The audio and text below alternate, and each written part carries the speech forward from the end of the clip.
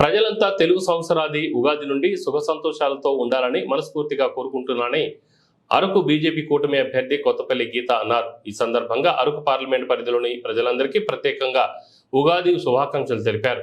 ఇప్పటి వరకు వైసీపీ రాక్షస పాలనతో మగ్గిపోతున్న మనందరికీ వచ్చే ఉగాది నాటికి ఏపీలో కూడా బీజేపీ, టీడీపీ, జనసేన కూటమి అధికారంలోకి రావాలని, నిజమైన ప్రజాపాలన రావాలని ఆకాంక్షిస్తున్నానన్నారు.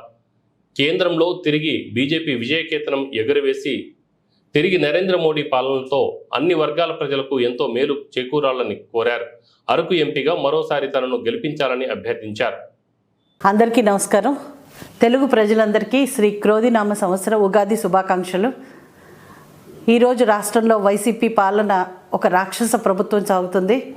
వచ్చే ఉగాది కల్లా ఈ రాక్షస ప్రభుత్వం అంతమై కూటమి బీజేపీ, జనసేన, టీడీపీ కూటమి రాష్ట్రంలో అధికారంలోకి వచ్చి ప్రజలందరి జీవితాన్ని సుభిక్షం చేయాలని చెప్పి మనస్ఫూర్తిగా ఆకాంక్షిస్తున్నాను.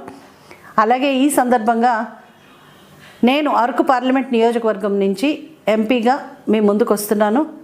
మీరందరూ కూడా నన్ను మనస్ఫూర్తిగా ఆశీర్వదించి కమలం గుర్తుపై మీ అమూల్యమైన ఓటు వేసి నన్ను అత్యధిక మెజార్టీతో గెలిపించాలని నేను కోరి ప్రార్థిస్తున్నాను. అలాగే కేంద్రంలో కూడా మోదీ గారి ప్రభుత్వం విజయ్ బావుట ఎగరేసి ప్రజలందరి జీవితాల్లో సుఖ సంతోషాలు నింపుతాయని చెప్పి ప్రజలందరూ అష్టైశ్వర్యాలతోటి సుఖశాంతులతో బ్రతకాలని చెప్పి ఆకాంక్షిస్తూ మీ అందరికీ మరోసారి హృదయపూర్వకంగా ఈ ఉగాది శుభాకాంక్షలు. మీ కొత్తపల్లి గీత.